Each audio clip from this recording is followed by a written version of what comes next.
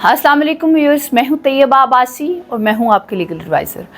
आज का topic letter of administration जो कि नादरा जारी करता है वो क्या होता है, ये किस तरह जानशीनी या वरासतनामे से मुख्तलिफ होता है और इसको अप्लाई करने का क्या तरीका होता है, और अगर नहीं मिलता तो फिर क्या रेमेडी है आपके पास। इन सवालों के आपको जवाब दूंगी।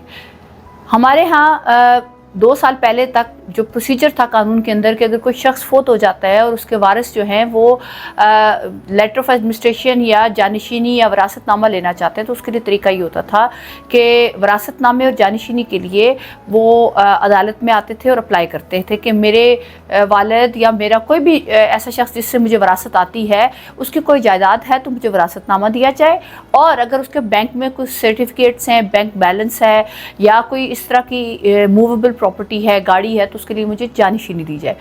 तो अदालत जानशीनी का ऑर्डर करती थी। ताहम 2 साल पहले एक कानून आया जिसमें ये इख्तियार जो है वो नादरा को दे दिया गया कि जो भी वारिस हैं, जो भी वारसान हैं, उनके हवाले से नादरा लेटर ऑफ एडमिनिस्ट्रेशन जारी करेगा जो कि वरासतनामा और जानशीनी यानी मूवेबल और इमूवेबल दोनों प्रॉपर्टीज़ के हवाले से वो letter of administration complete document होगा।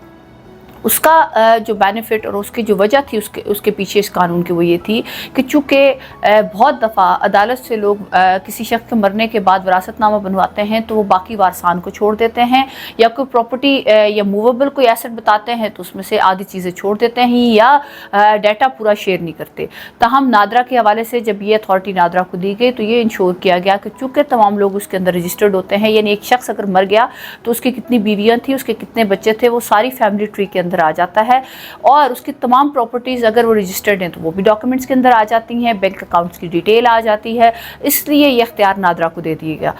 पर यहाँ पे अभी तक जो मसाइल हमें फेस करने पड़ रहे हैं लेटर ऑफ एडमिनिस्ट्रेशन के हवाले से जो जर्नली वो ये है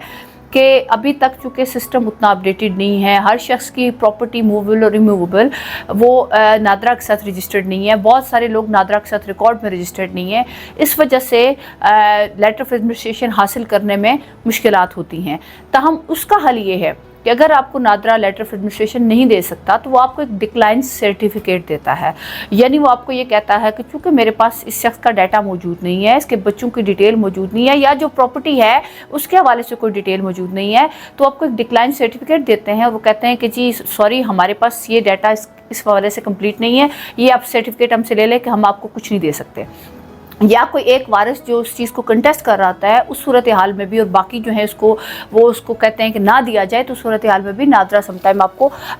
डिक्लाइन सर्टिफिकेट देता है। वो डिक्लाइन सर्टिफिकेट लाने के बाद जब आप किसी वकील से रब्ता करेंगे या आप अदालत में जाएंगे तो फिर आपका प्रोसीजर वही होगा जो वरासतनामे या जानशीनी का होता है। वरासतनामे और जानशीनी के हवाले से हमारी इसी चैनल के ऊपर और वीडियोज़ पड़ी हुई हैं जिसमें आपको मज़ीद मालूमात मिल जाएंगी, और फिर उसके बाद वही प्रोसीजर के तहत तमाम वारसान को जो प्रॉपर्टी है मूवेबल या इमूवेबल किसी शख्स के मरने के बाद वैसे ही मिलेगी। उम्मीद है कि लेटर ऑफ एडमिनिस्ट्रेशन, वरासतनामे या जानशीनी के हवाले से